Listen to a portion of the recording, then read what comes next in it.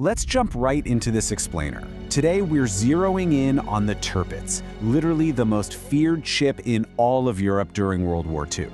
Now, we've spent a ton of time talking about these legendary vessels that rest 3 miles down in the dark abyss, perfectly intact, right? But today, we're unpacking a completely different kind of mystery. We're talking about 823 feet of German steel, a ship so intimidating it dictated the flow of a world war just by existing. So how on earth did a ship this massive end up entirely erased from the physical world? Let's get into it. Okay, to really grasp this, we gotta contrast her with her incredibly famous sister ship, the Bismarck. The Bismarck secured her legendary, almost mythical status in just 8 days of insanely violent combat. But the Tirpitz, she had a totally different track record. Instead of charging out into the open ocean, guns blazing, she spent years just hiding, lurking in the freezing shadows of Norwegian fjords. It was a life of total isolation, but here's the crazy part. That isolation actually made her a far bigger strategic nightmare for the Allies than her famous twin ever was. They actually called her the Lonely Queen. Kind of a poetic name for a literal weapon of mass destruction, isn't it? But it fits perfectly. For nearly the entire war, this Lonely Queen completely tied up the British fleet without ever engaging in a major ship-to-ship battle. She didn't fight a single enemy battleship. She just sat there, and just by sitting there, she terrified the Allied navies, forcing them to keep their own heavy hitters locked in place, just in case she finally decided to make a move. Which brings us to Section 1, the Twin of Terror, looking at this massive warship. So to truly understand what we're dealing with here, you have to remember she was basically an identical twin to the Bismarck. That made her one of the largest warships ever constructed by a European nation.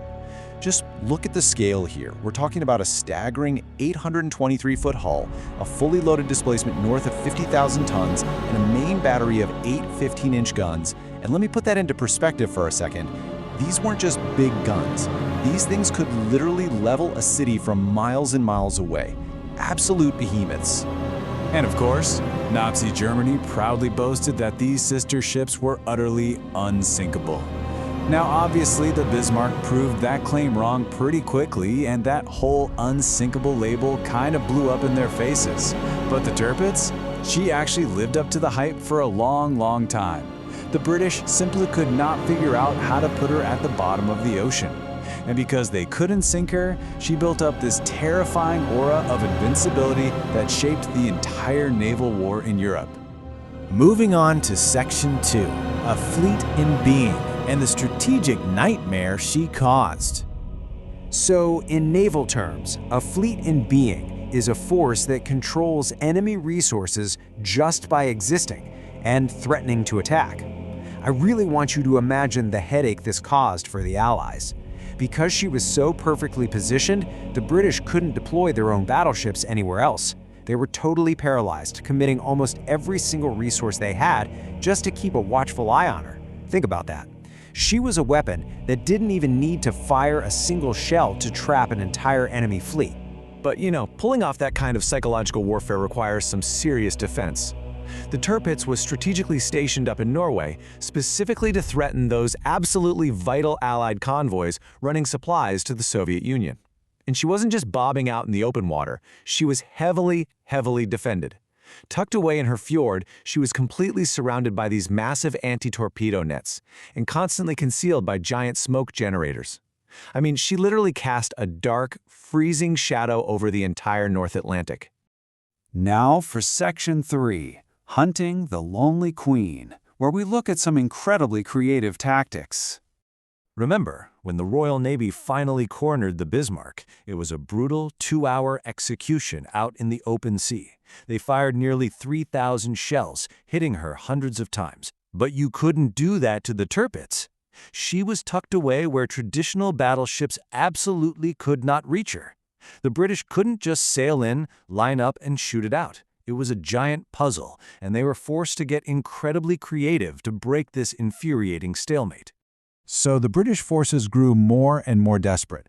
They tried absolutely everything you can imagine. First, they actually sent in midget submarines to try and sneak past her nets. When that didn't finish the job, They launched wave after wave of carrier-borne aircraft, but she still wouldn't go down. Finally, this massive hunt culminated on November 12, 1944, when they decided to use their ultimate trump card, the tall boys. 12,000 pounds. Just wrap your head around that number for a second. That is the sheer weight of one single monstrous tall boy earthquake bomb. These were not your everyday explosives. They were purpose-built with one terrifying goal: to penetrate the insanely thick, unsinkable armor of ships exactly like the Tirpitz. Basically, the British realized, hey, if we can't sink her from the sea, we're going to have to drop the equivalent of an actual earthquake on her from the sky. And here's how that fatal blow finally played out. The Tirpitz didn't go down because her own crew opened the sea valves, which is what happened with the Bismarck. No, she was completely overwhelmed by this insane aerial bombardment. 2 of those massive tall boy bombs tore straight through her deck. But here is the crazy twist. Because she was anchored in such shallow water, she didn't sink 3 miles down into the deep. That massive 50,000-ton hull simply rolled over. She capsized and completely turned turtle, right there in the shallow mud of the fjord.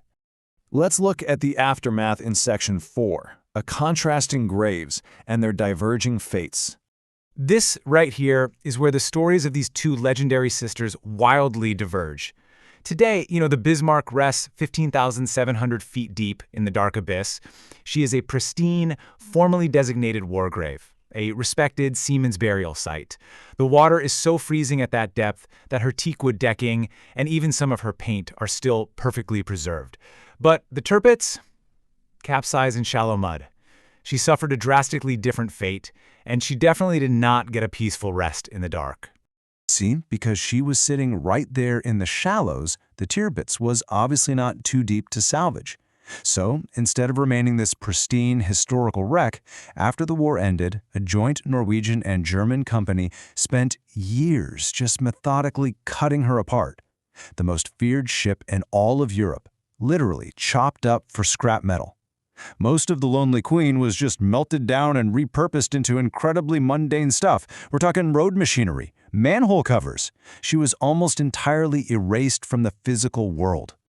A life of isolation and a death of scrap metal. Honestly, it is such a haunting contrast to the Bismarck's glorious, fiery 8 days of combat.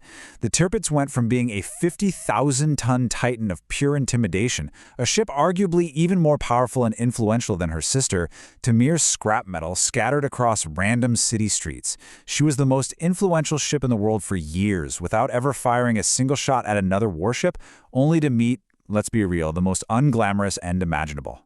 Which really forces us to step back and ask a pretty haunting question. What actually is the true measure of a weapon's power? Is it the sheer destruction it causes when it's fired, or the decades of paralyzing fear it commands just by sitting silently in the shadows? Think about that for a bit. And hey, let me know your thoughts in the comments, and hit subscribe so you don't miss our next explainer. I'll see you then.